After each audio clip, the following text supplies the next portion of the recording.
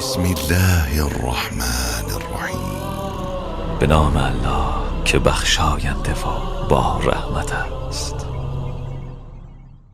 قل یا ایها الکافرون، بگو ای اهل کفر، لا اعبد ما تعبدون، آنچه را که شما عبادت می کنید عبادت نمی کنم. ولا انتم عابدون ما اعبد، شما نیز آنچه را من عبادت می کنم عبادت نخواهید کرد.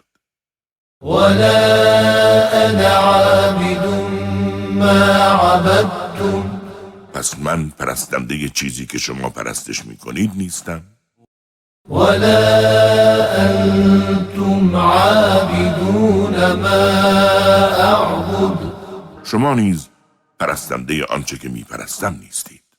لکم دینکم ولی دین، پس دین شما برای شما و دین من